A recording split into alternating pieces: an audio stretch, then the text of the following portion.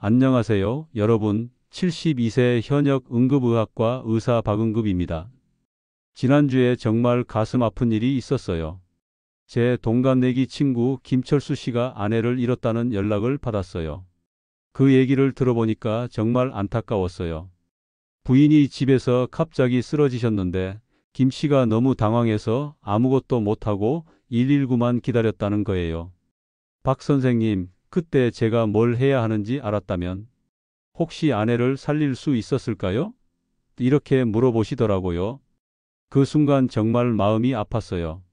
제가 72년을 살아오면서 45년을 응급실에서 일하면서 수없이 봤던 상황이거든요. 5분만 제대로 대처했으면 살릴 수 있었던 분들이 정말 많았어요. 반대로 가족이 올바른 응급처치를 해서 기적적으로 살아난 분들도 많이 봤고요. 여러분, 혹시 이런 상황을 상상해 보신 적 있으세요?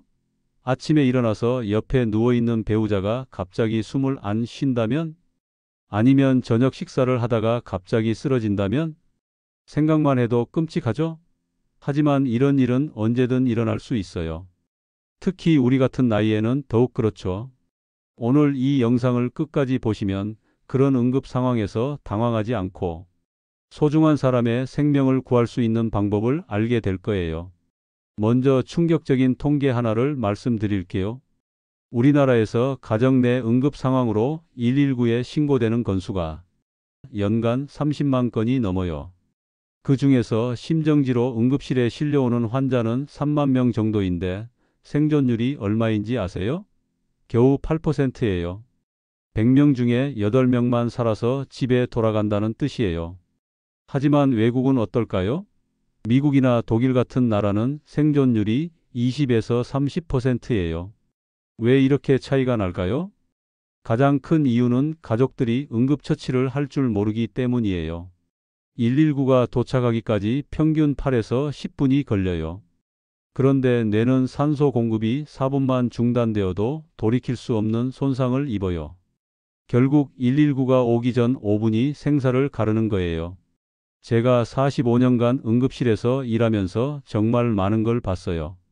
가족이 올바른 응급처치를 해서 기적적으로 살아난 분들을 볼 때마다 가슴이 뭉클했어요. 반대로 잘못된 대처로 더 악화된 경우도 많이 봤죠. 예를 들어서 의식을 잃은 사람을 억지로 일으켜 세우거나 물을 먹이려고 하거나 인중을 너무 세게 눌러서 오히려 호흡을 방해하는 경우들요. 여러분, 응급 상황에서 가장 중요한 건 뭔지 아세요?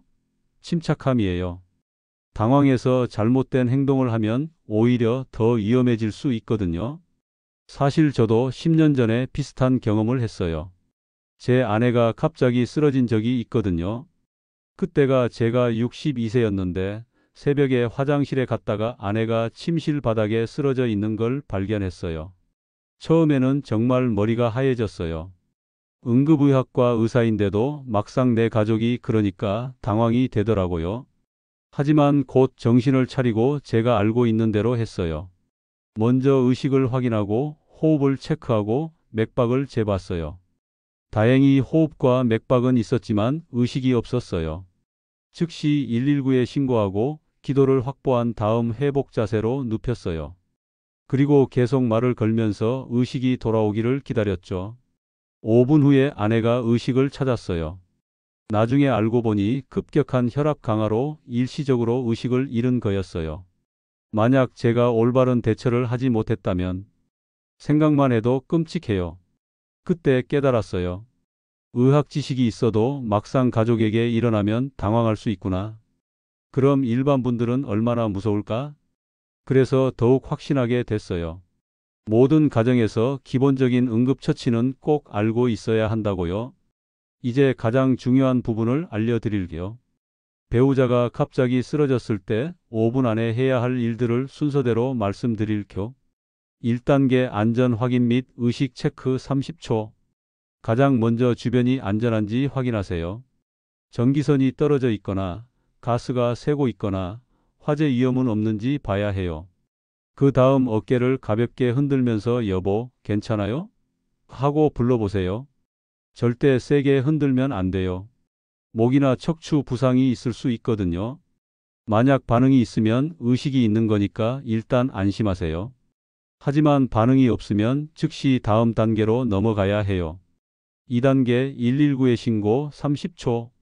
혼자 계시면 즉시 119에 신고하세요. 주변에 다른 사람이 있으면 그 사람에게 신고를 부탁하고 본인은 환자를 계속 돌봐야 해요.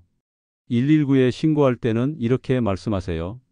72세 남편 또는 아내가 의식을 잃고 쓰러졌습니다. 주소는 어디이고 호흡은 있는지 또는 없는지 확인해 드릴게요. 3단계 호흡 확인 30초. 가슴이 오르락 내리락 하는지 10초간 관찰하세요. 동시에 코나 입 근처에 손을 대고 숨이 나오는지 느껴보세요. 정상적인 호흡이 있으면 다행이에요. 하지만 호흡이 없거나 비정상적이면 즉시 심폐소생술을 시작해야 해요. 4단계 기도 확보 30초. 혀가 목으로 넘어가서 기도를 막을 수 있어요. 한 손으로는 이마를 살짝 뒤로 젖히고 다른 손으로는 턱을 살짝 들어 올리세요. 이렇게 하면 기도가 열려서 숨쉬기가 편해져요. 하지만 목 부상이 의심되면 무리하게 움직이지 마세요. 5단계 회복 자세 또는 심폐소생술 나머지 시간. 호흡이 정상이면 회복 자세를 취해 주세요. 눕혀서 기도가 막히지 않게 하는 거예요. 하지만 호흡이 없으면 즉시 심폐소생술을 시작해야 해요. 가슴 정중앙에 손바닥을 올리고 분당 100에서 120회 속도로 강하게 눌러주세요. 심폐소생술이 가장 중요하니까 자세히 설명드릴게요. 올바른 자세. 무릎을 꿇고 환자 옆에 앉으세요.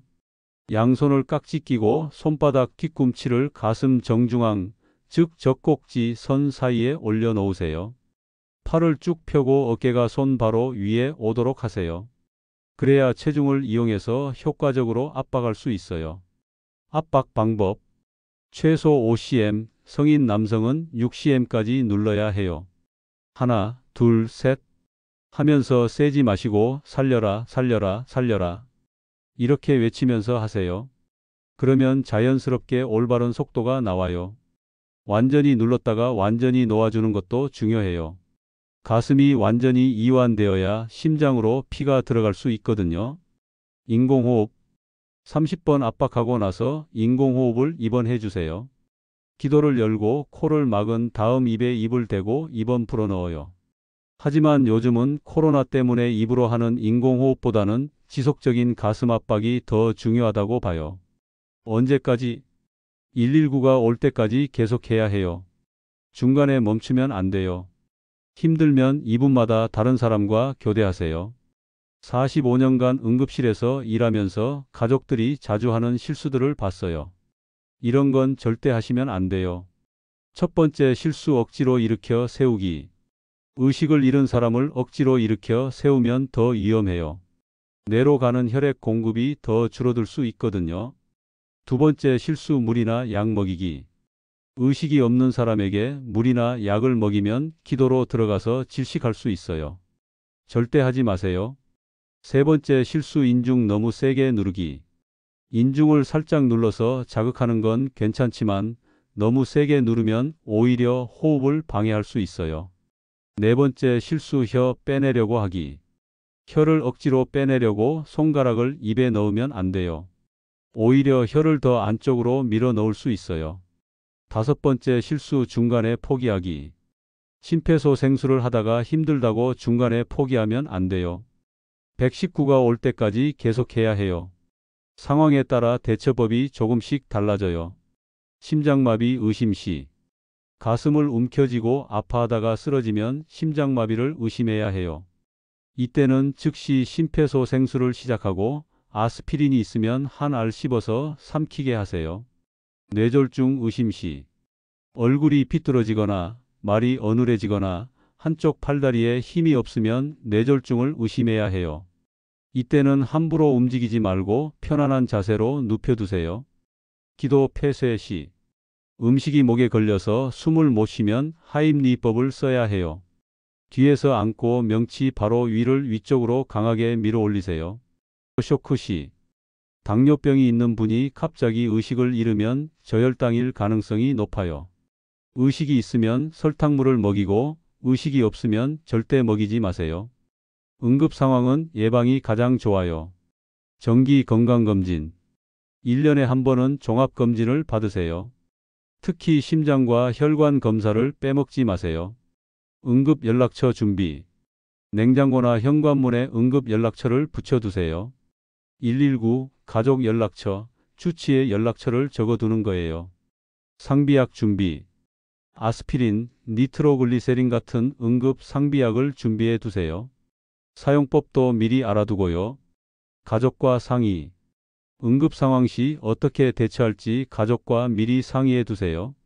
누가 119에 신고하고 누가 응급처치를 할지 역할 분담을 해두는 거예요.